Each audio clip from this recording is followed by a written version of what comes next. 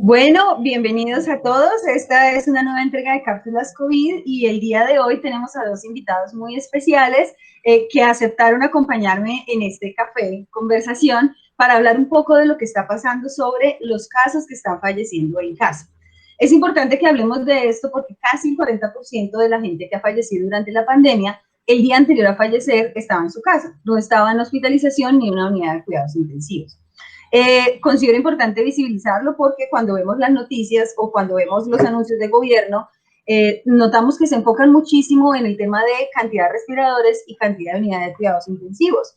Pero sabemos y también hemos escuchado pues que no hay personal para tener infinitas unidades de cuidados intensivos ni infinitos respiradores tampoco en hospitalización, de modo que es importante también aprender a manejar el tema en casa y aprender también a saber cuándo no y cuándo sí debemos acudir a urgencias. Estoy acá con el doctor Mauricio Sarrazola y el doctor Oscar Zuluaga. Voy a dejar que ellos se presenten para que les cuenten quiénes son y por qué ellos son adecuados y expertos para hablarnos de estos temas. Doctor Mauricio. Hola Ana, muchas gracias por la invitación. Bueno, mi nombre es Mauricio Sarrazola, yo soy especialista en inmunología clínica y alergia, fui presidente de la Asociación Colombiana de Alergia e Inmunología y me dedico a ver pacientes con problemas respiratorios en consulta externa, no en urgencias ni en cuidado crítico. Gran parte de mi tiempo ahorita en la consulta se está dedicando a educar al paciente en estas cosas que hoy vamos a comentar. ¿Cuáles son los signos de alarma? ¿Cómo tenemos que comportarnos? Porque son pacientes que sufren de problemas previos pulmonares y están bastante alarmados con la situación. Muchas gracias, Oscar. Muchas gracias por la invitación. Yo soy Oscar Zuluaga Rondón, soy médico anestesiólogo de la Universidad Nacional de Colombia y trabajo en cuidado intensivo en la red hospitalaria pública del distrito de Bogotá. Bueno, para los que todavía no me conocen, yo soy Ana Maya, soy psicóloga y epidemióloga y me interesa mucho el tema de la seguridad de los pacientes y de la calidad de la atención en salud, entonces por eso le he puesto el ojo un poco a qué está pasando con los fallecimientos en casa. Entonces, quiero comentarles que antes de arrancar a darles a ustedes la palabra, estaba indagando un poco sobre las posibles causas de por qué la gente está falleciendo en casa. Y ustedes me corregirán, pero digamos que puedo resumir que hay como tres grupitos de pacientes. Hay un grupo de pacientes que está muy viciado por el tema de los mitos alrededor de la atención del COVID y que no pide ayuda o no va a las pruebas, a la hospitalización o no acude a urgencias porque digamos que ha creído este tema de que le pagan a los médicos por dejar morir, que le pagan por cada muerto al hospital, que le pagan por cada caso de unidad de cuidados intensivos y entonces hay una prevención frente al sistema de salud que hace que las personas, algunas, no quieran acudir. Ese puede ser un grupito de pacientes que nos está falleciendo en casa porque no acude a tiempo ni a hacerse la prueba diagnóstica ni a recibir atención por miedo. Pero también tenemos un grupo de pacientes que parece ser no tan despreciable, que sí pide la prueba diagnóstica, que sí quiere recibir atención, pero que encuentra barreras en el sistema de atención. Lo que en seguridad del paciente llamamos dificultades en la oportunidad, problemas de oportunidad y de acceso a la atención. Entonces sabemos y vemos todos los días en Twitter denuncias de pacientes que piden la prueba, que tienen síntomas, que tienen un familiar que ya es positivo y tienen que esperar hasta 7 días para que les hagan la prueba y luego otros 7 días para recibir el resultado, lo cual puede ser un tiempo crítico para alguien que, digamos, vaya a desarrollar una versión grave del COVID. Y tenemos otro grupo de pacientes que sí tiene la prueba, que sabe que es positivo, pero que al ser evaluado en primera instancia se considera un caso leve, por lo tanto es mandado a casa para ser manejado en casa. Pero ahí es donde está como un asunto muy gris, que es el que más quiero hablar con ustedes.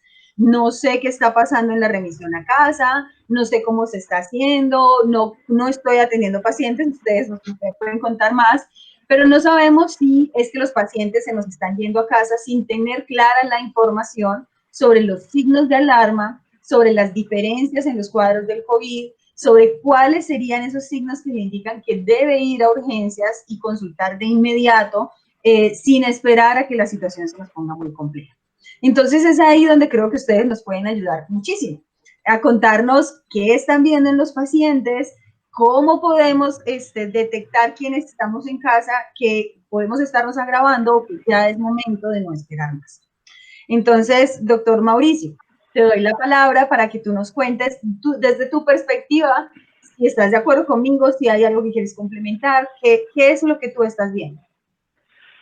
Sí, Ana, gracias. Yo he tenido, a mí me ha preocupado mucho el problema de comunicación, de los mensajes que se han transmitido desde el gobierno, desde las instituciones hacia la población, porque hemos confundido mensajes o mandamos demasiados mensajes complicados y así no funciona cuando uno quiere que la gente cambie determinadas actitudes.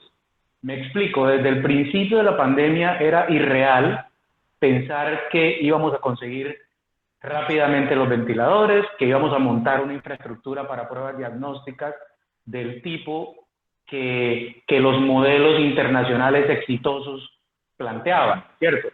Entonces, dejamos un hueco grande porque nos recargamos en encerrarnos en la casa, y el otro extremo fue, vamos a conseguir unidades de cuidados intensivos para tratar a todo el que se ponga grave. Pero como tú dices, quedó una zona gris de decirle a la gente qué vas a hacer si te contagias. O sea, porque el pico y estas cifras que estamos teniendo, era inevitable que llegaran en algún momento y habría que prepararnos, era para esto, empoderar al paciente, no al paciente en ese momento, a la población, de qué voy a hacer y qué planes voy a tomar para esto. Entonces no les hemos enseñado cómo es la historia natural de la enfermedad, que el 80% de los pacientes tienen la ficha ganadora, es decir, no les va a pasar nada, ¿sí? Compras la lotería de 100 puestos con 80 puestos a tu favor. Yo sé lo que le digo aquí a los pacientes, ¿cierto?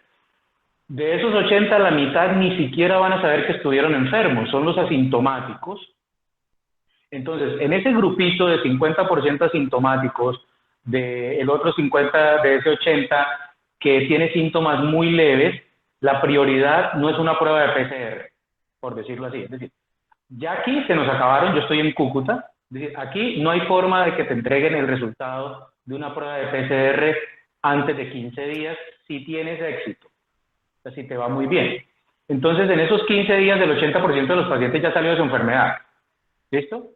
Y no reciben ni siquiera en esos 15 días una llamada de su EPS a explicarle esto que queremos mostrarle hoy a los pacientes. Mira, tu enfermedad se comporta así y estos van a ser los signos de alarma.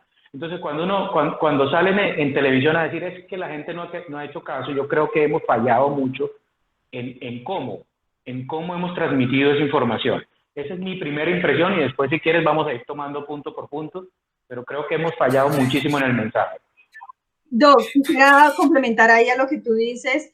A mí me encanta el tema de alfabetización en salud. Es una de las cosas que todo el tiempo en Twitter estoy diciendo, pero es que estamos dedicándonos solo a hablar de la intervención y la prevención, ¿dónde está? Y la prevención primaria y la prevención secundaria, o sea, la de no contagiarnos y la de si me contagio, ¿cómo hago para no complicarme o para que más personas alrededor mío no se contagien? Y además, ¿cómo prevengo, por ejemplo, una complicación cuando acudo a tiempo? Pero lo que tú dices es cierto y hay algo con lo que dijiste que me causa mucho, o me llama la atención, y es que en algún momento en China y en otros países de Europa tomaron la decisión de hacer diagnósticos bajo el criterio clínico, es decir, no con solamente la prueba de PCR, sino también un diagnóstico clínico a partir de que si tuviste contacto con un positivo y tienes los síntomas y el cuadro, todo te dice que es COVID, pues considerar que el criterio clínico también era importante a la hora de diagnóstico y de hecho vimos que eso pasó en otros países. ¿Eso todavía en Colombia no se está considerando? No, ya comenzó. Ya salieron los nuevos lineamientos del ministerio en donde le quitan un poquito la carga a la prueba y están haciendo el criterio clínico. Pero de aquí a que tú le cambies eso en la mente a la persona que quiere la PCR, eso va a pasar un tiempo y vamos a seguir con las dificultades. Solo como anécdota, y de pronto no es agradable, pero aquí casi que tuvieron que militarizar o poner la policía en el laboratorio, en el único laboratorio que estaba recibiendo pruebas de PCR en norte de Santander, en Cúcuta, y tuvieron que cerrar el laboratorio porque además ya no tiene capacidad para hacer más. Ok, Doc, muchas gracias. Entonces ya sabemos que el criterio clínico puede ser un criterio suficientemente para hacer el diagnóstico de COVID. Eso es lo primero, no necesitamos una prueba de PCR. Podemos confiar en un criterio diagnóstico de alguien que está haciendo atención continua a COVID y que ya tiene claro cómo va a ser el cuadro y puede diferenciar un positivo, digamos, muy probable, aunque esté confirmado, de un negativo, ¿sí? Sí. Oscar, tú que estás, yo te dejé de presentar. Sí, sí. Ok, en el Hospital del Alto estás en el huracán, estás en el centro de esto. ¿Qué nos puedes contar tú sobre lo que estamos hablando? O sea, yo creo que tú estás que te hablas ahí. Mira, lo que es fundamental, como en toda patología médica, en toda enfermedad, es las pruebas de tamizaje. Y uno debe entender que un cuadro clínico bien estructurado es una prueba de tamizaje, y es una prueba de tamizaje muy buena, que nos ayuda a definir qué pacientes ameritan pruebas más avanzadas, o sea, pruebas confirmatorias, y qué pacientes no las requieren. De hecho, una evaluación clínica y generada de una manera sistemática, de una manera adecuada, le puede decir a uno con una muy buena sensibilidad, y de hecho tiene también cierto grado, dependiendo de la pericia del clínico que lo atienda, un grado de especificidad bastante bueno. Para traducir al castellano esto a las personas, un buen examen clínico le permite a uno conocer qué personas no están en riesgo y qué personas sí tienen alta probabilidad de tener coronavirus. A esas que tienen alta probabilidad son las que amerita hacerles las pruebas confirmatorias de anticuerpos o de PCR para el coronavirus y definir con ellas si lo presentan o no lo presentan. Ahora bien, una vez uno determina si es positivo, como bien lo explicaba el doctor, estos casos no presentan la misma gravedad en todas las situaciones. Hay unos casos que son leves, otros moderados y otros severos. Del 80 al 85% de los pacientes van a tener casos leves, con sintomatología leve, que no va a generarle ningún riesgo de mortalidad ni de secuelas, pero hay un porcentaje, un 15 a 20% de personas que sí tienen tiene la mala suerte de caer en casos graves o severos, ya sea porque su componente genético no le permite montar buenas respuestas inmunológicas para defenderse contra el virus, que eso es normal en toda la naturaleza. Entonces, a esas pacientes son los que debemos tratar acuciosamente, y estos son los que nos llegan a cuidado intensivo. Ahora, ¿por qué nosotros teniendo estos porcentajes, le ponemos tanta atención a esta patología? Incluso hay otras patologías médicas que tienen mayor probabilidad de ser graves y de ser letales. El dilema con esta patología en particular es que es altamente contagiosa. Yo creo que de las patologías que nos pueden traer secuelas o nos pueden traer altos índices de mortalidad, esta es una de los virus que mayor probabilidad de abarcar a toda la población mundial ha tenido, porque casi siempre los virus que tienen tanta contagiosidad como da patologías leves y no dan cosas graves. Ahora, lo otro que es menester tener en cuenta es que, como todos los virus, sobre todo los virus respiratorios, ellos no dan sintomatología única. Nos hemos concentrado mucho en la sintomatología respiratoria, puesto que el agravamiento de la condición pulmonar es de las cosas que más nos pone en peligro. Pero uno no puede decir que uno no tiene coronavirus porque no ha tenido nada pulmonar, porque recordemos que todos los virus respiratorios, y en eso los médicos, incluso sobre todo los pediatras, son los que más lo ven, se dan cuenta que hay muchas otras cosas anexas, específicamente la patología gastrointestinal.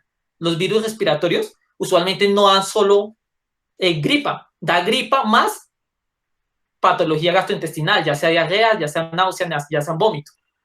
Y ahora bien, como decía el doctor, si esta es una prueba de tamizaje, una prueba, la clínica va a ser una prueba que nos va a permitir saber quiénes tienen probabilidad de tenerlo, quiénes no, y de esos que lo tienen, cuáles van a ser graves y cuáles no. Sí hay que tener unos signos y unos síntomas muy específicos que la gente debe conocer, los que diga, si a mí me da esto, con esto sí me asusto. Y si no tengo esto otro, pues nada. Antes de irnos para allá, es que hay algo que me tiene así que se me explota la cabeza. Entonces, resulta que ustedes clínicamente pueden decir, no, este es un caso muy probable. Hay que hacerle la prueba PCR, pero casi que fijo yo digo que eso va a salir positivo. Y lo que me estás diciendo, eso es lo que se llama sensibilidad para el público en general, o sea, el médico hace el análisis y dice, este casi que fijo va a ser positivo, y la especificidad es que él va a decir, no, este casi que fijo va a ser negativo. Ese es como el juego mental que hace después de que conoce muy bien la clínica, los síntomas, los signos, hace todo el cuadro diagnóstico de la persona. Pero mi pregunta aquí va, listo, entonces tú dices, sí, es muy probable, hay que hacerle prueba, pero resulta que la prueba se demora 7 días, como dice el doc, y el resultado otros 7 días. Con tu diagnóstico clínico deberíamos empezar ya a hacer algo, ¿no es cierto? Es decir, la idea no sería que una vez el clínico dice, esto es un caso probable de COVID, y que ese probable me está diciendo que hizo esa evaluación diagnóstica, arrancar todo este proceso educativo y así lo mandemos a casa, brindarle toda esta información que tú nos vas a dar, debería ser una rutina, ¿no? Efectivamente, es que la gente debe entender que estas no son cosas aisladas, todo depende de un contexto, ¿no? Y el contexto en el que nosotros evaluamos los síntomas son, por ejemplo, si la persona ha tenido contacto directo con personas con sintomatología similar gripal, con personas que han tenido casos confirmados de COVID, con personas que han tenido contacto con personal altamente expuesto a casos COVID. Entonces, cuando uno puede ver en una persona gripa y diarrea y decir que eso no es nada, y uno puede decir lo mismo en otra persona y asustarse, pero porque esa otra persona que tiene la misma gripa y la misma diarrea, resulta que recientemente tuvo un caso positivo de COVID en la casa, por ejemplo, o la tía o la mamá estaban con caso COVID. Entonces, ese contexto le cambia a uno la probabilidad de tener o no tener. Entonces, pero puedo hacerte una pregunta como persona natural que llamó hace poco a ver si le hacían la prueba o no, y entonces me pasa, y yo creo que nos ha pasado a muchos, y por eso es que yo quiero hablar con ustedes como paciente, como lo que nos pasa a los pacientes. Entonces uno llama, ha tenido contacto con un caso positivo de COVID, mi mente me dijo, no, pues ni idea. O sea, si hay tantos asintomáticos, claro, si yo tengo que ir al mercado, si yo voy al supermercado, ¿cómo? O sea, si hay alguien que le haya recibido un diagnóstico, voy a estar seguro de eso. Pero en un momento como Bogotá, o Barranquilla, o como está subiendo en este momento Medellín, en el que uno piensa, bueno, ya puede haber muchos casos asintomáticos cerca a mí, y ¿cómo hago yo para saber si tuve contacto con un positivo o no? En realidad, ahí, por ejemplo, tengo otra pregunta, y cuando uno tiene esa información, como decir, pues no sé, la verdad no sé si he tenido contacto con un positivo o no. Ana, no lo va a ver. Perdón, no, Oscar, es que para ponértelo en la vida real, ¿qué es lo que está ocurriendo en la vida real? Tenemos pacientes clarísimos, paciente que llega y te dice, mira, mi hijo estaba pagando el servicio militar, llega del batallón con fiebre, lo mandaron a su casa con tos, todo el cuadro clínico, es positivo, le toman la muestra y la mamá no tiene ningún síntoma, ¿listo? Le llama a la EPS y le dice a la EPS, sí, la vamos a poner en la lista. En 7 días le vamos a tomar la prueba y el resultado va a salir en 7 días más. Ya van 15 días. O sea, cuando ese resultado sale en 15 días en un paciente asintomático, ya tú estarías tranquilo, ya pasó la fase crítica en donde se descompensan los pacientes, que es entre el 5º y el 8º, 9º día, que es donde ¡prum!, rápidamente empeoran y terminan hospitalizados. Entonces, Después, como decía el protocolo antes, tomémosle una segunda prueba confirmatoria para ver que ya no tiene PCR positiva y pueda salir de la cuarentena. Es decir, son otros 15 días. Llevamos 45 días con ese paciente aislado. Eso nadie se lo aguanta, eso es imposible. ¿Qué dice la norma? Tienes que iniciar el rastreo de contactos, la vigilancia del paciente desde el momento en que él reporta que tuvo un contacto. Tú tienes que clasificarlo como un contacto de riesgo, si fue de riesgo o no, hacer la evaluación de riesgo de él, de su familia. Eso es cuidado. Por eso es que la gente está tomando todas las cosas que le digan, porque no se sienten cuidados por el sistema. Y por eso se van a urgencias, sin necesidad de ir a urgencias, están perfectamente bien y van a urgencias, congestionan los servicios de urgencia o exigen que se hospitalicen, y vemos toda esta cantidad de problemas que estamos teniendo y le restan la oportunidad de atención a un paciente de riesgo que pudieron haber detectado. Es decir, ese paciente, esa señora que es la mamá de ese chico, si es diabética, hipertensa, tiene una falla renal, ese paciente, así no le hagas pruebas, es un paciente de altísimo riesgo, y son los pacientes que llegan y se mueren en la unidad de cuidado intensivo. Porque esta enfermedad es profundamente inequitativa. Los que se están infectando son los jóvenes de 20 a 50 años, y tú lo ves en las gráficas de enfermedad, son la mayoría de los casos.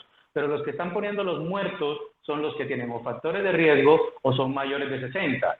Entonces la responsabilidad del sistema se está quedando cortica, porque sabemos que no existe un tratamiento curativo, pero sí existe cuidado. Y yo creo que en cuidado crítico agradecerían que sus pacientes llegaran filtrados, pues. O sea, no sé, Oscar, ¿qué opina de eso? Total, pero hay una cosa fundamental que el doctor tocó, que es sine qua non: el tiempo de evolución. Las personas que han llegado grave es porque infortunadamente están llegando a la semana. Y como bien lo explicó, complicado. El punto específico, en el momento en que uno se da cuenta que el paciente empezó a presentar los síntomas graves, es entre el cuarto y el quinto día. Total.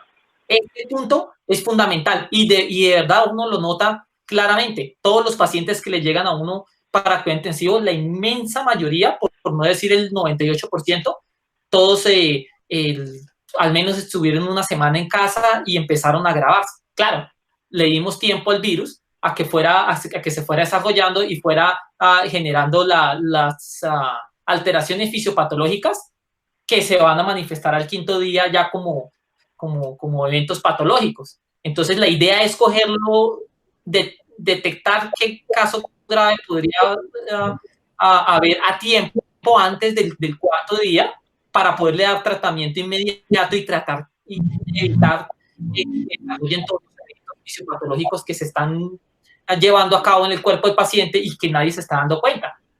Entonces, para la gente, a ver si la gente va entendiendo.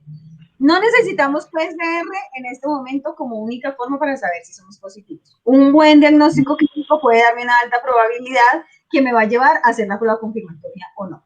Sin prueba, pero si tuve contacto con un positivo, ya debería yo empezar a leer mis síntomas. Es decir, desde el día 1 que tuve contacto con un positivo, debo empezar a pensar que ahí podría yo estar empezando a tener una incubación. Y empezar a leer los síntomas esos primeros días va a ser clave para que en mi cuarto, quinto día de evolución yo ponga pilas, así no tenga todavía mi prueba, para detectar si debo ir a urgencias o no. ¿Ahí vamos bien? ¿Hasta ahí voy a entender? Ahí vamos perfecto.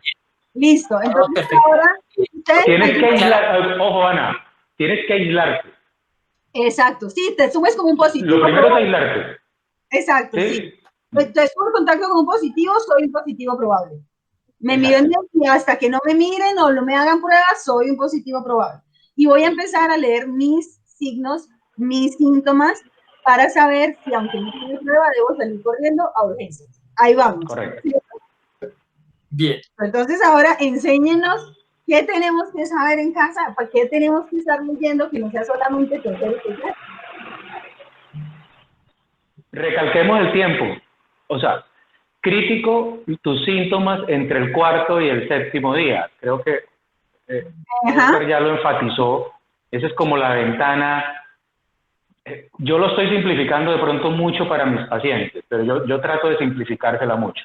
Mire, si usted llega al séptimo, octavo día y ya va bien, ya prácticamente va a salir. Sí, o sea, prácticamente vas a salir y mantén Y entonces, esos casos de recuperados que se murieron. Perdona, si no tienes factores de riesgo. Ah, ok. Ah, ok, listo, si no tienes factores de riesgo. Pero, por ejemplo, en mi caso, yo tengo la edad que está en el borde, no te la voy a decir, pero está en el borde. No, mentira, yo tengo 54 años, pero soy hipertenso, ¿cierto? Y soy personal de salud.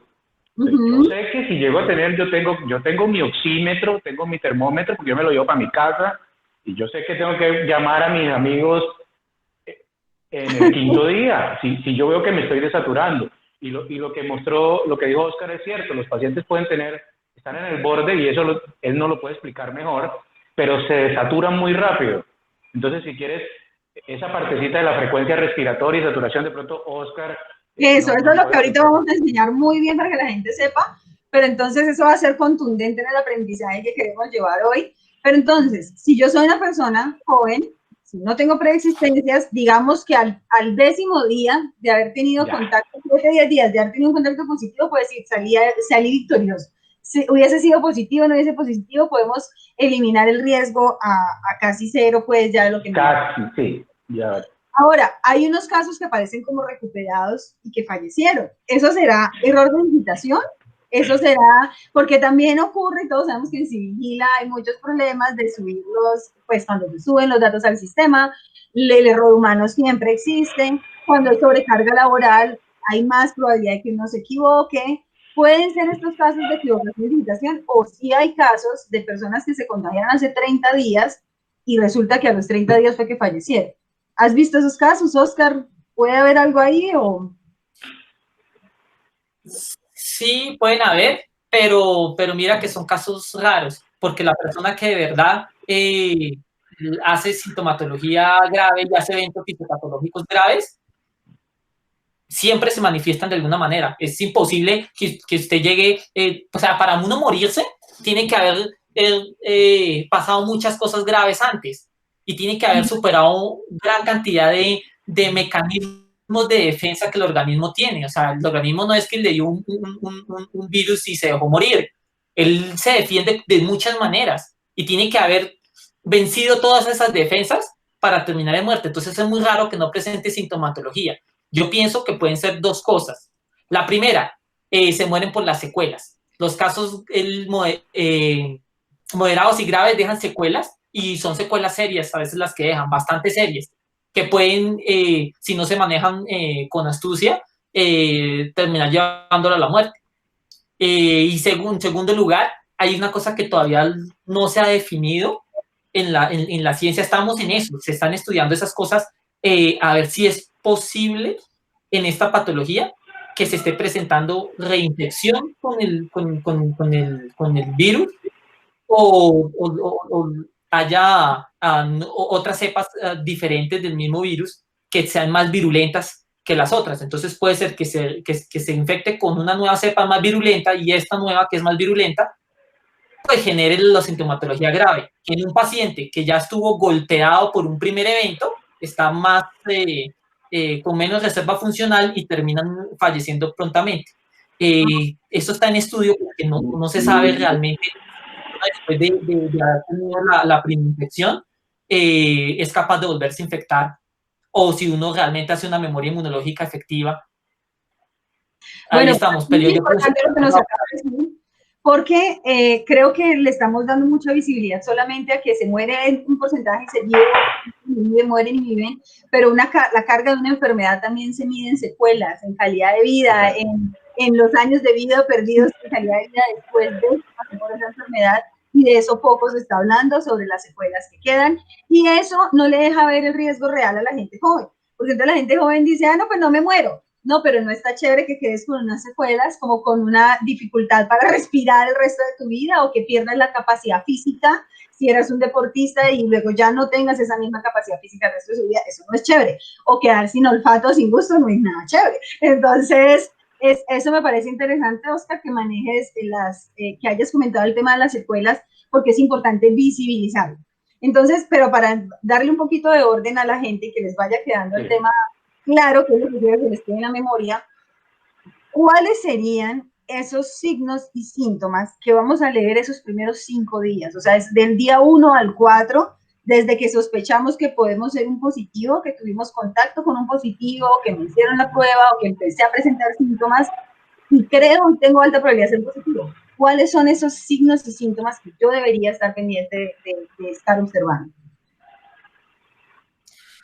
Bien, hay unos síntomas que sí o sí se presentan en la inmensa mayoría, casi en el 100% de los pacientes que tienen COVID. Y son 3 en particular. De hecho, que si tú los tienes, probablemente puedas, si tú no los tienes, probablemente no tengas COVID. Si tú los tienes, habría que ver si realmente es por ese motivo o no. Entonces, fiebre, y entiéndase fiebre, temperatura por encima de 37.5. Ahí muchas veces los clínicos, dependiendo de otras cosas, a veces bajamos ese rango a 37.3. Entre 37.3 y 37.5 es como una zona gris ahí, y 37.5 sí es fiebre para todo el mundo. Ok. ¿Alguna recomendación sobre termómetros? ¿Hay mejores termómetros que otros? ¿Hay unos que son inexactos o no? Más que el termómetro, aunque lo hay, pero ahorita casi todos los termómetros que hay en el mercado dan un valor muy, muy cercano a la realidad. Es el lugar de medición. Ajá. Entonces, uno puede medir la temperatura colocándose el termómetro en el cuello, colocándose el termómetro en la axila, colocándose el termómetro en el recto en los casos de los bebés o en los casos pediátricos, o colocándose el termómetro en la boca, o colocándose incluso el termómetro en el oído. Entonces hay unos aparatos que uno le mete y los ensaya. Entre lo más práctico, porque da valores más exactos cuando una persona que no es médico lo hace. Y porque es de los valores más estandarizados, es tomarlo en la axila. Okay. Tómalo en la axila. No le cojan al bebé y lo metan intrarrectal. No en la boca, porque a veces la boca, si está salivando mucho, eso enfría la punta del dispositivo y no se siente como con tan buena fiabilidad. Hacerlo debajo. Y lo otro es calma, denle tiempo al aparato, toca dejarlo ahí al menos de 3 a 5 minutos, ojalá deje los 5 minutos. Entonces no es ponerlo y sacarlo ya al minuto y a ver qué está. Por debajo de la ropa. Hay una contra la piel. Exacto, piel, bracito cerrado, 5 minutos quieto. Claro. Ok. Claro, eso es fundamental, porque si no, no tiene fiabilidad. Y el valor, pues debe ser, si estás por debajo de 37.3, estás tranquilo. Si estás por encima de 37.5, tiene fiebre. Si estás entre 37.3 y 37.5, habría que ver qué otros síntomas tienes para saber si se configura como una fiebre, pero probablemente sí. ¿Cuál es una fiebre que diga solo la fiebre amerita ir a urgencias? Dependiendo de los síntomas que se acompañe, en estos casos de coronavirus, por encima de 37.5 ya es como si tuviera fiebre. Ahora, si tiene 38, 39, pues es obvio, es evidente.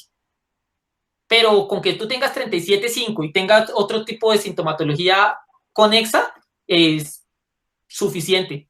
Ok, listo. De hecho, la temperatura normal va usualmente, o sea, el gran rango de la población cae entre 36.2 y 37.1. Ok. Entonces, empezarse uno a salir de ese, ya le va diciendo a uno que puede haber un gato encerrado, digamos. Hay situaciones que ameritan atención. Entonces, fiebre, hay. Gripa, hay. Y me refiero con gripa a rinorrea. Aquí hay rinorrea y hay coriza, que es que los ojitos se le ponen a uno como rojos y llorosos, congestión nasal, Básicamente eso. Entonces, Eso sería gripa. Congestión nasal en los ojos, tos, o sea, lo que la gente conoce como gripa. Gripa. Y mira que ahí no dije tos ni nada. Dije Ok, solo mucosidad. rinorrea, o sea, la salida de agüita por la nariz y los ojitos congestivos, y la cara un poquito roja, y es básicamente eso. Y la tercera cosa, bueno, dijimos fiebre.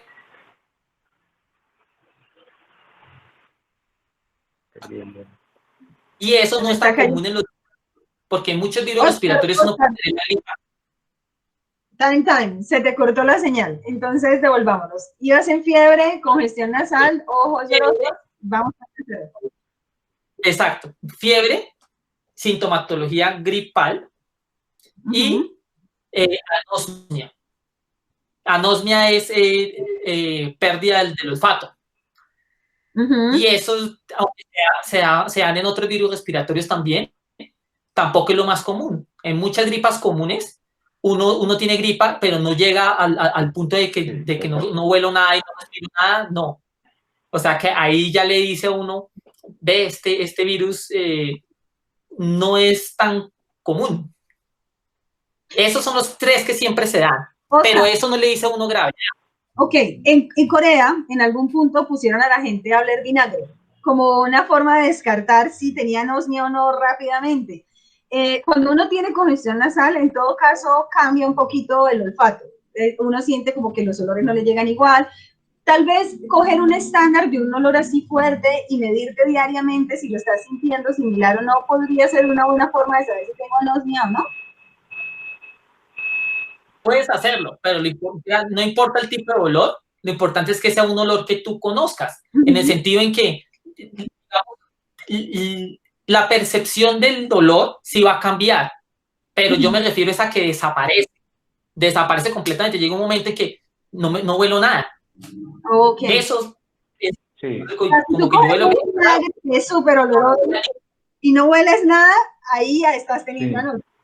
Hay otro punto sobre eso, porque eso le pasa mucho a los pacientes de nosotros de rinitis crónica y poliposis nasal, el problema del olfato, pero la característica aquí es que eso es súbito. Usted está oliendo bien y de pronto deja de oler. Mientras que en los riníticos, pues sí, usted ya aprendió que huelo menos, etcétera, lo que sea, y que me huele diferente, pero es que aquí la pierdes total porque el virus se mete al sistema nervioso y daña el receptor del olfato y ahí pierdes súbitamente. No es por mucosidad, no es por congestión, es a nivel de sistema. ¿Y eso afecta directo el gusto o puede haber anosmia sin pérdida de gusto? Usualmente lo afecta. Claro, esos dos sentidos van de la mano. Es decir, uno no puede, el gusto se compone de lo que hueles, entonces tienes pérdida de ambas cosas, pero es mucho más, el olfato es mucho más claro y más fácil de definir. Ok, este síntoma sería el que más nos va a ayudar a diferenciar si tengo una gripa estacionaria de las usuales o un COVID. Tal vez esta pérdida del olfato y del gusto es un síntoma diferencial. Ay, mira, esa pregunta me la hacen todos los días mis pacientes con rinitis crónica. Es decir, una de las cosas que no da el COVID es que sí le da a las alergias y a los resfriados es la rasquiña en la nariz y la estornudadera. Los accesos de estornudos no son comunes en el COVID. Eventualmente podrías tenerlo, porque tú puedes ser un rinítico al que le dé COVID, ¿cierto? O sea, eso no es un seguro, pero usualmente no es esa estornudadera en accesos, ni la rasquiña, la comezón nasal que tienen los pacientes. Ok, entonces ahí vamos viendo como esa diferencia. Ay, muchas gracias. Esto nos está, yo creo que esto le va a ayudar mucho a la gente que está en su casa con estas mismas preguntas mías. Oscar, y entonces vamos ahí. Hasta ahí podemos decir que parece ser que es un caso, pero puede ser leve, ¿cierto? Exacto, pero sobre todo por la fiebre y por la anosmia. Ahora, eso no implica gravedad, porque todos los COVID tienen esos síntomas. Hay otros que ya les voy a decir, que son los que uno dice, brutos. Aquí la cosa se está complicando y si se complica es necesario que tome medidas certeras y expeditas. Okay. Entonces, tenemos entonces fiebre, sintomatología gripal, anosmia y falta uno, cefalea. El dolor de cabeza es muy consistente en los pacientes con COVID. Casi todos empezaron con dolor de cabeza y son dolores de cabeza que no se resuelven rápidamente. Obviamente, como bien decía el doctor con la sintomatología respiratoria y gripal y los riníticos, lo mismo, los pacientes que tienen migrañas con frecuencia, pues pueden tener migrañas severas y no ser COVID, obvio. Pero la persona que nunca le da dolor de cabeza y ahora me dio esta gripa con dolor de cabeza y no se me quita y no se me quita. Ok, o sea, uno conoce cuáles son sus síntomas usuales, Total. qué es lo que normalmente vive y si está viviendo algo nuevo, diferente, pues es probable que sea COVID. Uno conoce su estado de base y como a uno le ha dado tantas gripas en la vida, uno incluso conoce su estado de base patológico. Uno sabe, cuando yo tengo gripa, a mí me da esto, esto y esto, pero usted ya sabe la intensidad con que le da. Si usted empieza a tener síntomas más marcados de lo que es convencionalmente su respuesta, evidentemente ahí hay mayor probabilidad de tener una afección tipo COVID y que esta afección no sea leve, sino moderada o severa. Bien, estos síntomas que acabamos de nombrar, que lo presentan todos, se presentan entre el primer y el tercer día. Ok.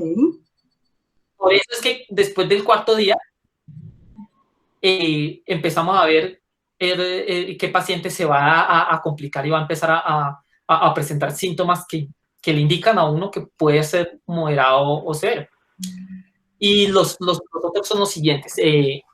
Primero, empiezan a aparecer problemas gastrointestinales, aunque eso no es un indicador de severidad, pero al cuarto día ya empieza uno a tener que náusea, que vómito tal vez, diarrea y dolor abdominal. Son los 4 síntomas gastrointestinales más importantes. Empiezan a tener alteraciones en los hábitos alimentarios, entonces ya pierdo el apetito. A tener síntomas como astenia y anemia, que es, a pesar de que estoy agripado, me siento como tan agripado que no me quiero ni mover, no quiero hacer absolutamente nada, hasta depresión me da, no quiero ni tomar agua siquiera, no quiero hacer nada. Eso no es convencional tampoco en una gripa. Uno se siente un poquito cansado, pero no tanto como para uno o no querer ni moverse. Ahí ya va uno pensando que seguramente la afección es grande, porque eso habla es de que el organismo está teniendo una inflamación importante, que está eliminando un poco de interleuquinas, además de eso que yo, de interleuquinas, de factor de necrosis tumoral, interleuquina 1, que son usualmente esos mediadores químicos que más dan ese tipo de sintomatología. Y en una patología leve, pues yo no produzco tantos de esos mediadores como en una patología moderada o severa. Si yo empiezo a sentir demasiada cansancio y fatiga y no quiero hacer nada, ya también es mala indicación. Ok. Pero lo que sí es fundamental, y es lo que se empieza a dar justo en el quinto día, es, primero, la fiebre sube. Aparece entonces, entre el cuarto y el quinto día, la fiebre ya no es como que más o menos 37.3, 37.5, sino que ahí sí se trepa. Ahí sí se trepa es 38 y más. Ok. O sea, el signo se hace manifiesto. Empieza a presentar uno dificultad para respirar, lo que nosotros llamamos disnea. Y es que el paciente empieza a sentir pesado. Lo que antes le era fácil respirar, empieza a sentir el esfuerzo que hace para respirar. Eso es la disnea. Empieza a sentir fatiga. ¿Qué es fatiga? Yo voy de la sala al baño y voy normal. Cuando yo estoy fatigado, con solo irme de la sala al baño o del baño a la cocina, ya siento como si hubiera subido 5 pisos. Ya, o sea, si me siento exageradamente cansado, si me siento exageradamente cansado, abrumado, dolor, la fiebre se me está subiendo después de que ya llevo 4 días de cuadro, debo empezar a ponerme ya un poquito más atento que posiblemente tenga que irme a urgencias en cualquier momento, ¿cierto? Por supuesto que sí, sobre todo la fatiga es muy mal signo. O sea, yo puedo estar, digamos que muy congestionado, pero que yo vaya de la sala a la cocina y ya con eso sienta como si hubiera subido 3 pisos de escaleras, mala Que cosa, la porque persona está que mala de saturación, que el oxígeno que está su sangre. allá hay unas cosas que son signos y otras que son síntomas. Síntomas son las cosas que yo puedo manifestar. Me duele la cabeza, tengo gripa, pero las cosas que de ahí, cuando yo tengo esas cosas que manifiesto, yo mido las cosas que puedo medir, esos son los signos. Entonces, cuando yo tengo algo, me toca medirlo. Yo me siento caliente, me toca medirlo. Entonces, cojo el termómetro y miro. Y entonces ahí digo, ah, caramba, tengo fiebre. Cuando yo tengo fatiga y cuando yo tengo dificultad para respirar, tengo que convertirlo en un signo. Entonces, cojo un aparatico, así como cogen el termómetro para la fiebre, cojo un aparatico para la saturación que se llama pulso oxímetro, se los presento.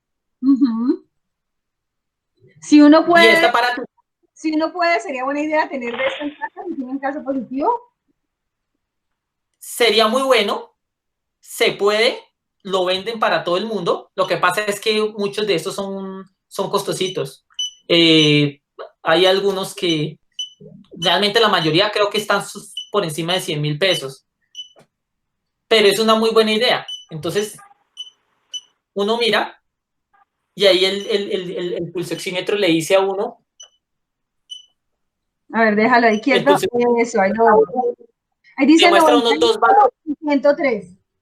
92 y 101, ese. Ajá. Te muestra dos valores importantes. Ajá. El primer valor es el de la saturación de oxígeno y el segundo valor es el de la frecuencia cardíaca. Horror, pero estás en 90. Pero frecuencia.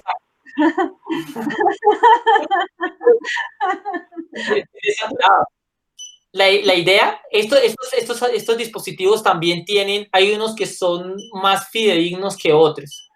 Uno debe intentar conseguir uno fidedigno.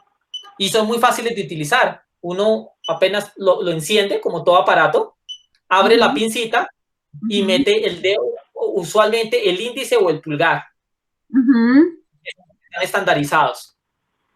Ok, ¿y cuánto tiempo lo tienes que dejar ahí? Por lo menos dejarlo unos 2 minutos para que el aparato se equilibre, porque a veces empiezan a mostrar esos valores bajitos, como en mi caso que estaba mostrando bajitos, mientras empieza la sangre a pasar bien por el dedito y el sensor, que este tiene un sensor infrarrojo, empieza a medir la saturación de mi hemoglobina con el oxígeno. Una ideal, estuve mirando y una recomendación mira, es que ahora, ahora leo 95 y 99. ¿ves? Perfecto. ¿Sí? Entonces, antes daba 90 y teóricamente yo por lo que hablamos, estoy desaturado. Dijimos que el valor es 94. De 94 para arriba estoy bien, de 94 para abajo es inadecuado. ¿Por qué me salió alterado al comienzo? Porque tan pronto me puse la pincita, te la mostré. Debe uno esperar de 2 a 3 minuticos a que el aparatico se equilibre para que hiciera el valor real. Entonces ahí cuando ya pasaron los 3 minutos me mostró mi valor real, que es 95. Pero eso está interesante para que la gente sepa que apenas no hay auxilio, ya urgencias, ¿cierto? Entonces, estuve leyendo que es buena idea ponérselo a altura de la cintura, o sea, como que pongas la mano en alguna mesita, ¿eso es verdad o no? ¿O eso no implica nada en cambio en la medición? No, realmente no. Lo que sí implica es qué tan fría tienes la mano. Cuando yo tengo frías las manos, el frío hace que mis vasitos sanguíneos se cierren para guardar calor. Entonces el no es tan fácil de leer en el aparato y los valores no son precisos. Entonces cuando uno se va a medir, sí hay que tratar a tener las manitos calientes. Si yo me acabo de lavar las manos con agua fría y voy y me pongo el pulsoxímetro, pues va a salir alterada. No, tenerlo a temperatura normal, pues que yo esté en un estado normal para medir. Claro, obvio. Entonces, si me acabo de lavar las manos, espérese unos 5 minutos, frótese las manos para que las manitas estén calientes y ahí sí el aparato pueda leer decentemente. Para no volvernos obsesivos con el aparato todo el día, estoy tratando de pensar cómo pensamos los pacientes. Entonces resulta que yo soy en positivo, llevo 5 días, me está dando dolor de cabeza, me estoy sintiendo cansada. ¿Cuántas veces al día deberían medirme esta saturación para decir, no, carajo, sí tengo que ir a urgencias? Con solo una vez basta, ¿sabes? En el momento en que tú tengas un bien tomado en rango inadecuado, es necesario que actúes, porque este sí es un signo grave. Y este es un signo de debajo de 95 a urgencias. De 94. O sea, debajo de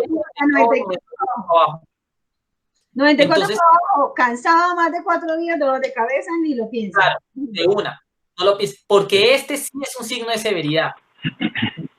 De severidad, que uno dice la cosa está grave, la desaturación, el aumento de la frecuencia respiratoria. O sea, yo puedo con un reloj normal, con segundero, contar cuántas veces estoy respirando en un minuto. Claro que lo mejor será que a otra persona, porque a veces uno contando arriesga. Pero pues uno cuenta cuánto va. Y un adulto normal, debe estar entre 12, aunque podría estar en 10, pero entre 12 y 20, para ponerla fácil. Si yo empiezo a estar por encima de eso, 22, 24, significa que usted está haciendo mucho esfuerzo para poder oxigenar. Y usted no tiene por qué hacerlo. ¿Y el pulsoxímetro me da esto bien o no? No. Les toca contadito, contar cuántas pulsaciones sentimos, preferiblemente aquí en la muñeca. No, corazón bello. No pulsaciones, respiraciones. Ah, ok. ¿Cuántas veces tengo que respirar en un minuto? Ok. Exacto. Listo. Entonces vamos. Las pulsaciones. Saturación de 94 pulsaciones. Abajo, más de 22 respiraciones por minuto. Signos de alarma. Importantes. Ya, dime qué más ibas a decir. Esos. Uno puede tener la frecuencia cardíaca, que era lo que decías de las pulsaciones subida, pero ese signo no es tan fiable, por lo menos para la población general, porque usted está asustado y está con la frecuencia, está con taquicardia del susto. Usted tiene fiebre y por la sola fiebre se genera taquicardia como parte de la respuesta orgánica. Usted tiene muchos eventos infecciosos dan taquicardia como parte de la respuesta.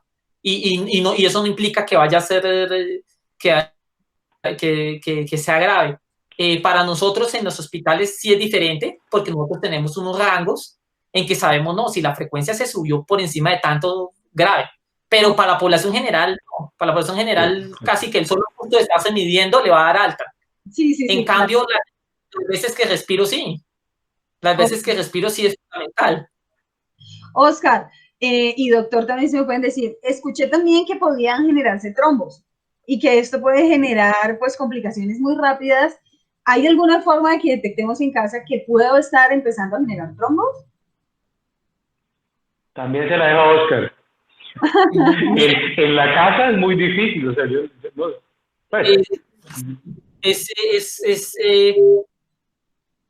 es muy complejo, pero te lo voy a explicar. Sí.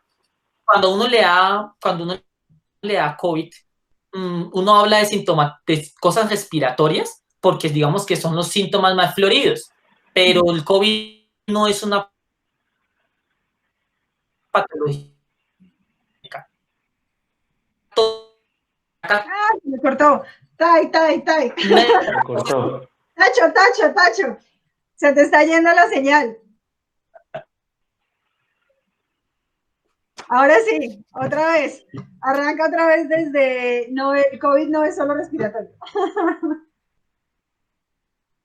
El COVID no es solo una patología respiratoria. Realmente es una patología sistémica que ataca todo el organismo. Literalmente. Han mostrado COVID en el cerebro, COVID en los riñones, COVID en los intestinos. COVID en todo lado. Y es obvio, está en la sangre, por vía hematógena se va a todo el cuerpo. Nosotros hablamos de sintomatología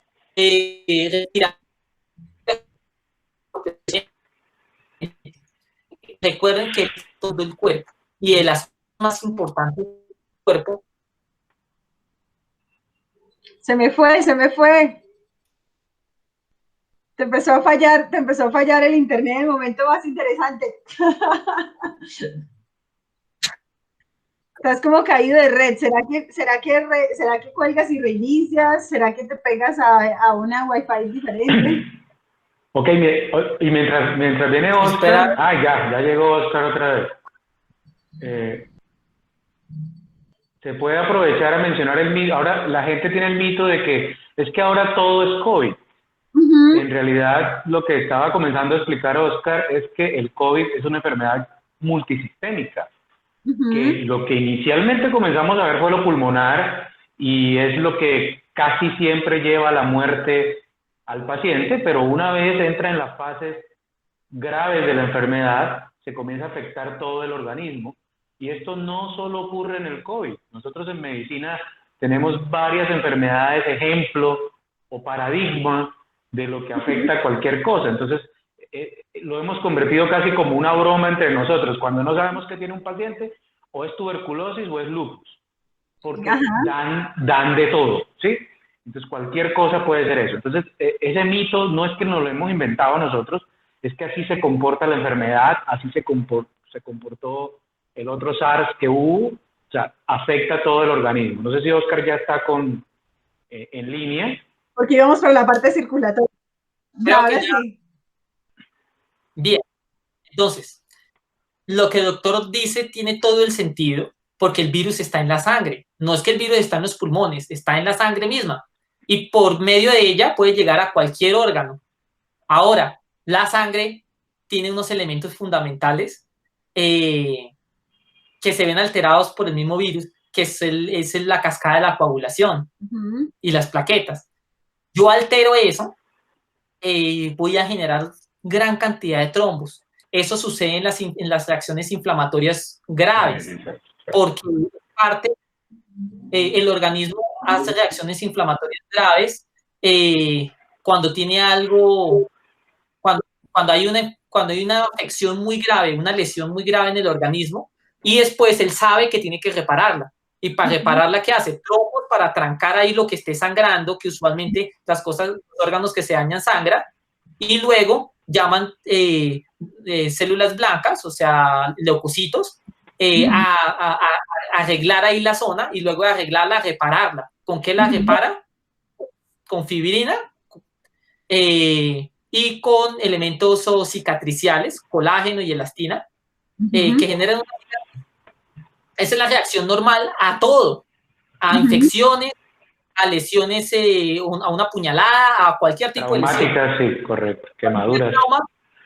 Quemaduras que genera inflamación, genera eso. Como el COVID genera tanta inflamación porque el organismo está tratando de matar con todo lo que tiene al virus, él afecta eso en todo el cuerpo. Y cuando activa la cascada de la coagulación y se forman esos trombos van para todos los órganos. Al estar en la sangre, van para todos los órganos. Entonces da cosas muy graves. Primero, da falla renal, porque botan el riñón. Y de hecho es muy grave, porque una de las secuelas que puede haber es que tú quedes sin funcionamiento renal. E incluso pueda llegar a tener que hacer diálisis de por vida. Puede pasar. Otro, trombosan los pulmones. Al trombosarse en los pulmones, se forman gran cantidad de infartos en el pulmón y esos infartos se vuelven cicatrices. Entonces, esas zonas nunca más en la vida van a volver a intercambiar gases. O sea, nunca van a volver a captar oxígeno y nunca van a volver a cargar CO2 al ambiente. Eso es lo que hace que el paciente termine con ventilación mecánica y eso es lo que hace que se muera. Porque el pulmón deja de funcionar, ya no puede volver a intercambiar gases, no se puede oxigenar, por eso se desatura, no puedo entregar mi CO2 de la actividad energética corporal, no lo puedo entregar al medio ambiente, entonces me intoxico con mi CO2, se llama hipercarbia, y me muero. Pero si no me muero, de todas maneras sí quedé con muchas cicatrices. Significa que cuando salga la enfermedad, me puede llegar a...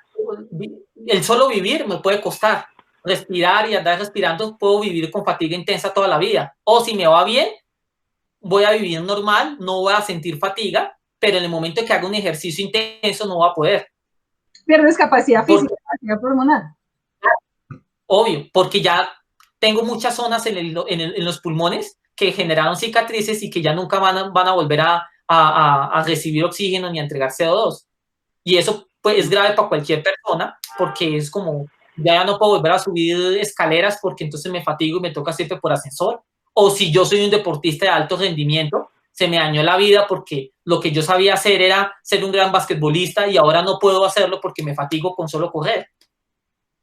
Oscar, ¿hay alguna forma, o esto ya se presenta es cuando va avanzado? Según te entiendo, entonces los trombos no aparecen así pues en las primeras fases, sino si ya pasamos por la fiebre alta, si ya pasamos por la fatiga, si vemos que estamos desaturados, pues mejor no vamos a la clínica porque si nos dan trombos, mejor allá nos atienden a tiempo, ¿cierto?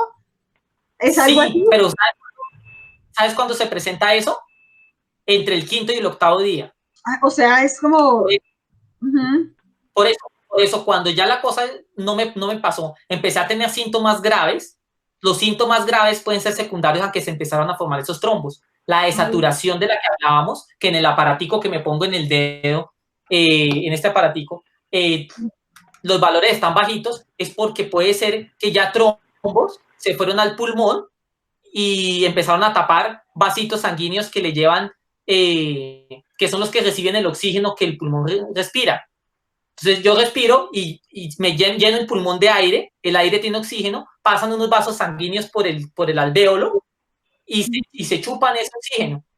Si los trombos me empiezan a dañar esos vasitos, pues por más que mi pulmón esté lleno de oxígeno, yo no puedo trasladar ese oxígeno del pulmón a la sangre y por ende al resto del cuerpo. Entonces se me empieza a bajar la saturación. Entonces, que yo tenga un signo de estos graves, de los que veo entre el 4º y el 5º día, puede ser que el que esté en las etapas iniciales de la formación de trombos. En ese momento me toca inmediatamente hospital, y en el hospital a poner medicamentos anticoagulantes que son pilar fundamental en el manejo de esta patología, para evitar que esos trombos se formen y así el pulmón no se dañe y los riñones no se dañen y el cerebro no se dañe y todos los órganos no se dañen. De hecho, la inflamación que se da en el pulmón usualmente es secundaria a las zonas de infarto que se están dando ahí en el pulmón. Okay. Incluso en personas de edad avanzada, hasta infarto de miocardio se ha reportado, porque esos trombos van a cualquier órgano. Y peor, si yo tengo patologías que ya me tienen dañados ciertos órganos, por ejemplo, soy hipertenso, soy diabético, va a ser mucho peor. Claro. Pero ¿hay algo que uno puede hacer para prevenir que avance hacia allá la enfermedad o definitivamente toca esperar a ver el cuerpo cómo responde? No, si yo tengo síntomas graves, tengo que ir al hospital y en el hospital sí me van a poner esos anticoagulantes para tratar de evitar esa situación. También me van a poner algunos medicamentos que son antiinflamatorios, que son corticoides como la dexametasona, para controlar esa inflamación y que la inflamación no sea exagerada y me dañe los órganos. Pero sin embargo, en casa, ¿no? En casa no se puede, ya toca en hospital. Por eso es que la cosa es clara. Si yo estoy leve, estoy bien en mi casa. Pero si yo estoy moderado o severo, si tengo síntomas graves, me toca ir al hospital inmediatamente sin miedo. Entre más tiempo espere, más me pongo en riesgo y más difícil de manejar el caso. ¿Cuál es el momento? Esos cócteles locos porque la gente está recomendando cócteles que incluyen antiinflamatorios, que incluyen anticoagulantes, que incluyen todo lo que tú dices, como si pudiéramos en la casa revertir ese estado moderado grave hacia leve otra vez. ¿Eso es posible? No es posible, ¿cierto? Entonces, de hecho es muy grave, porque unos medicamentos son muy delicados de manejar, los anticoagulantes son medicamentos delicados de manejar que hay que hacerlos en hospital. Y en segundo lugar, hay cosas que sirven, pero sirven en su momento. Entonces, los corticoides, primero decían, se le colocan a todo el mundo y empezaron a decir, no, no coloquen más. La evidencia, y evidencia buena, científica, dicen que no están sirviendo y que es peor. Después los dejaron de colocar y dijeron, no, le está yendo peor que no colocándolos. ¿Y qué descubrieron? Que el truco está en el momento en que se colocan. Si se coloca muy temprano, yo controlo mi respuesta inflamatoria, pero entonces estoy controlando tanto mis leucocitos que no los dejo defenderse contra el virus y el virus se esparce. Si los coloco muy tarde y mi respuesta inmunológica ya se volvió tan tenaz que sí mató el virus, pero también arrasó con todo mi pulmón y arrasó con mi riñón y arrasó con todo. Entonces, ahorita se está diciendo, debe empezar a colocarse entre el 4 y el 6º día. Ahora, si ni nosotros... eso al experto, no se pongan... Claro, si en este momento ni nosotros mismos sabemos cómo hacerlo, porque es una enfermedad muy nueva y que presenta muchas afecciones de muchos órganos, hacerlo desprolijamente en la casa es mucho peor. Si a nosotros, como el doctor que es médico, inmunólogo, o sea, especialista en cómo funciona el sistema contradefensa de los microorganismos, y además es alergólogo, yo que soy médico, soy anestesiólogo, que mi función es mantener al paciente con vida y hago cuidado intensivo, y aún así uno todavía no la tiene clara, imagínate lo que puede pasar en la casa. Es mucho peor. Yo lo que sí le diría a la gente es, no se asuste con los cuentos de que es que en la UCI me lo van a aprender, que es que en el hospital me van a colocar cosas que me van a agravar. No, ningún médico trabaja para lastimar a nadie. 2, si usted tiene esa sintomatología es porque tiene altísima probabilidad de tenerlo. No se lo van a aprender allá, usted ya lo tiene. Por eso está yendo a consultar, porque usted mismo sabe que ya lo tiene y con los síntomas que estamos otorgando ahorita, usted dice, uy, caramba, sí es altamente probable y además es probable que sea grave. Por eso es que, incluso si es leve, la recomendación que les estamos otorgando hoy es quédese en su casita tranquilo. Si tiene los síntomas de gravedad, es cuando tiene que ir a consultar y ahí ya tienes la enfermedad. Ya lo que tienes que hacer es asumirla y actuar con firmeza y con velocidad para que no te la gane. Claro. Eso, es la otra que hacemos los pacientes. Ay, voy a esperar un día más. Voy a esperar un día. Es que yo creo que puede pasar de salvarse a no salvarse. Fíjate que lo que dice Oscar es que la consulta oportuna al servicio es clave. O sea, lo que uno diría, el timing de las cosas, en qué momento voy.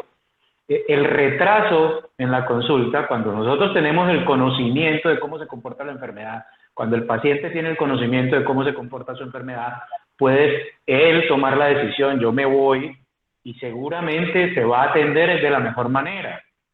Sí, o sea, seguramente, pero ese me espero 48 horas, en 48 horas voy a ver cómo amanezco mañana, y eso Oscar se lo puede confirmar, eso es así, el paciente puede estar más o menos equilibrado y en un momento se descompensa totalmente y llegan tremendamente mal. Puede ser la diferencia entre salvarme o no, o que me queden secuelas o no. Es decir, puede ser una diferencia importante para la vida de todas las personas. 2, para no alargarnos mucho, que a la gente no se quede información y le quede claro lo que queremos que le quede claro. Entonces, aquí la cuestión es que no debemos esperar un PCR positivo para considerar que somos positivos, sino tener un cuadro diagnosticado por un médico o tener claro que tuve contacto con un positivo y estoy presentando síntomas, es muy probable que sea positivo. Debo arrancar el proceso de hacerme la prueba, pero igual aislarme desde el momento 1 y empezar a leer mis síntomas desde el día 1, con o sin prueba, si sé que tengo una alta probabilidad. 4 primeros días estoy presentando una fiebre apenas de 37,5, algo de mucosidad, ojos llorosos, algo de tos, pero nada más allá de eso puedo estar tranquilo. Pero si de repente al 4º día o 5º empiezo a tener dolores de cabeza muy intensos, empiezo a cansarme mucho, que pequeños desplazamientos me agotan, y si tengo la posibilidad de tener un oxímetro y está por debajo está entre 94 para abajo, salga corriendo a urgencias, no se ponga a ver que sí, que sí, no, que sí esto, que sí aquello, váyase, que lo mejor es prevenir, que no vaya a haber complicaciones o una muerte que no pudimos manejar a tiempo. Ese sería un buen resumen. Muy buen resumen. Dime, Oscar. El número de respiraciones. Y el número de respiraciones. Si las respiraciones supieron más de 20, estamos de pronto desaturados porque estamos necesitando mucho oxígeno, más del que podemos acumular normalmente, entonces nuestro cuerpo está pidiendo más. 2, de verdad que a la gente esto le va a servir mucho, creo que esto hace falta muchísimo aclararlo en medios, es decir, que la gente tenga esta información para saber el paso a paso de cuándo acudir, cuándo no acudir, que no saturemos los servicios de urgencia sin necesidad, pero que no dejemos acudir cuando sí hay necesidad. Es como ese equilibrio entre no los saturemos los servicios, pero tampoco nos dejemos morir por no ir a tiempo, ¿cierto? De acuerdo, de acuerdo. De verdad que muchas gracias a los dos. Estuvo muy bien explicado, Oscar, estuvo muy bien explicado, doctor Mauricio, y de verdad que nos han brindado una información súper valiosa y que nos ayuda de esta forma a prevenir complicaciones que tal vez podríamos prevenir a tiempo. No sé si quieren cerrar con algo los dos. No, un placer estar contigo y cualquier cosa a la orden, Oscar, un gusto conocerte y pues cuídate mucho en ese trabajo que tienes tan pesado. Sí. Oscar, eres un gran para la sociedad, te necesitamos muchos años acá con nosotros, por favor, cuídate mucho tú que estás ahí en esa primera línea. Un abrazo gigante, las grandes felicitaciones por esto que estás haciendo, de verdad que ustedes están con muchas cosas en contra y están dando la lucha y son realmente personas de admirar en este momento por eso. Muchas gracias, Anita.